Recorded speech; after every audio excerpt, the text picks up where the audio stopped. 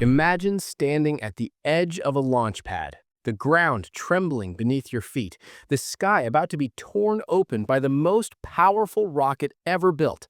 Four human beings are strapped inside a spacecraft, hearts pounding, minds sharp, ready to do something no one has done in over 50 years. Ride a rocket to the moon. This is not science fiction. This is Artemis II, and it is happening. NASA's Artemis II mission, launching no earlier than April 2026, is one of the most significant human spaceflight events in modern history.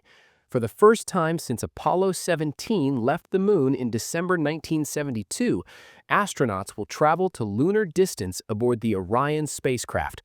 The crew, NASA's Reid Wiseman, Victor Glover, Christina Koch, and Canadian Space Agency astronaut Jeremy Hansen, will push the boundaries of what we know, what we can endure, and what humanity can achieve across 10 extraordinary days in deep space. It begins with a sound like the world cracking apart.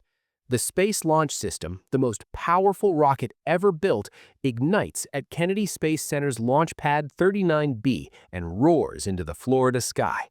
Within just 8 minutes, Orion is in space. 8 minutes. The same stretch of time it might take you to make a cup of tea, and these four astronauts are already above the atmosphere, looking down at the curve of the Earth. Once separated from the rocket's interim cryogenic propulsion stage, the crew wastes no time. There are systems to test, suits to change, and a spacecraft to verify. The potable water dispenser, the toilet, the carbon dioxide removal systems, all must be checked and confirmed before anything else. Then comes one of the first truly thrilling moments, the proximity operations demonstration, where Orion maneuvers close to the repurposed ICPS, treating it as a docking target and verifying that the spacecraft can safely approach and hold position. This is critical practice for future missions where docking with lunar modules and gateways will be routine. The crew rearranges the cabin, catches a short sleep, and wakes to prepare for what comes next. Flight Day 2 brings the moment everything has been building toward. Christina Koch, the first woman to be assigned a critical piloting role on a lunar mission, prepares the Translunar injection burn, a precisely timed engine firing from the European service module, delivering 6,000 pounds of thrust. This single burn slingshots Orion out of Earth orbit and onto a free return trajectory around the moon's far side. There is something almost mythological about it. A controlled fall toward the moon using physics and mathematics and years of human ingenuity to carry four people farther from home than almost anyone has ever gone.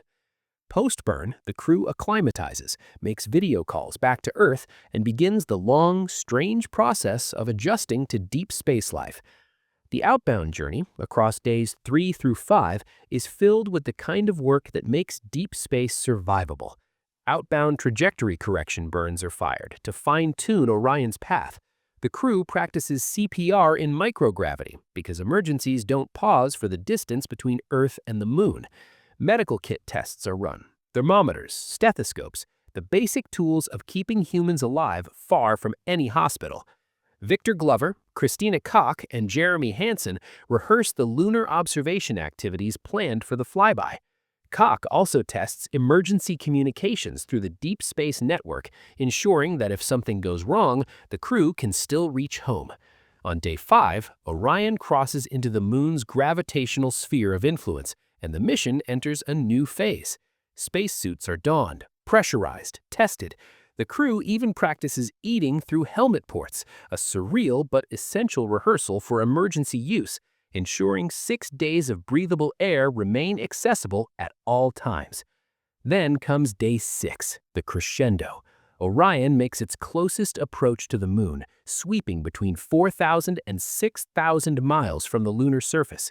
In doing so, the mission will likely break Apollo 13's record for the greatest distance ever traveled from Earth by a crewed spacecraft, surpassing the 248,655-mile mark set in 1970. 4 human beings farther from home than any humans in history. On the far side of the moon, Out of radio contact with Earth for 30 to 50 minutes, the crew is utterly alone in the cosmos, and they use every second of it. They photograph the moon's surface in extraordinary detail, noting its colors, its shadows, its ancient craters and highland plains. They observe with human eyes what no camera or probe can fully capture: the real, raw, textured face of another world, seen from a distance no tourist will visit for a long time to come. Day 7 is quieter, but no less important.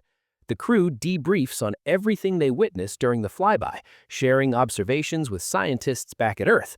There are conversations with researchers who have spent careers studying the moon from a distance, now receiving first-hand accounts from 4 people who just flew around it. The first return trajectory correction maneuver fires as Orion begins to leave the moon's gravitational pull and starts the long arc back toward Earth. Day 8 tests the crew in a different way. Radiation shelters, simple but essential structures within the spacecraft, are tested against the threat of solar flares. In deep space, beyond the protective bubble of Earth's magnetic field, a burst of solar radiation could be fatal. The data gathered here will shape the design of future deep space vehicles for decades. The crew also takes manual control, practicing piloting tasks like centering a target and managing attitude modes, demonstrating that in the event of a computer failure, human hands can still fly this ship. By day 9, the crew is preparing for the most violent part of the journey home. Reentry studies are conducted, waste system backups are verified, orthostatic intolerance garments, designed to counteract the dizziness and cardiovascular strain that hit astronauts after landing, are fitted, because returning to gravity after 10 days of weightlessness is its own physical challenge, and NASA is taking no chances. Another return trajectory correction maneuver is executed, nudging Orion precisely toward its splashdown zone in the Pacific Ocean. Day 10 arrives like the final movement of a symphony. One last trajectory correction fine-tunes the splashdown point. The cabin is reconfigured. The crew returns to their suits. Then comes the separation of the crew module from the service module, and Orion begins its final plunge into Earth's atmosphere. The heat shield endures temperatures of 3,000 degrees Fahrenheit, hotter than the surface of some stars, as the spacecraft decelerates from orbital velocity. Drogue parachutes deploy, then pilot chutes, then the great main parachutes blossom open, slowing Orion to just 17 miles per hour before it splashes down in the Pacific Ocean. NASA and Navy recovery teams are waiting. The hatch opens. 4 human beings, changed forever by what they have seen and done, breathe ocean air for the first time in 10 days. This mission is not just a test flight, it is a promise. Every system checked, every maneuver practiced, every mile logged in deep space is a step toward landing the next humans on the moon under Artemis II and eventually sending people to Mars. As mission manager John Honeycutt said in a January 2026 news conference, safety is number 1, and this mission is how NASA proves its spacecraft, its crew, and its vision are ready for the greatest journeys yet to come. Artemis II is humanity reaching for the moon again, not with the desperation of a space race, but with the confidence of a species that has decided its future lies among the stars. If this mission filled you with the same sense of wonder and excitement that it gave us, then hit that like button right now. It genuinely helps this channel reach more people who love science just as much as you do. Share this video with a friend, a family member, anyone who deserves to feel the incredible scale of what humanity is capable of.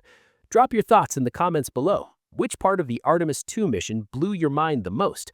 And if you haven't already, subscribe to the channel and ring that notification bell, because the universe has so many more stories left to tell, and we are just getting started.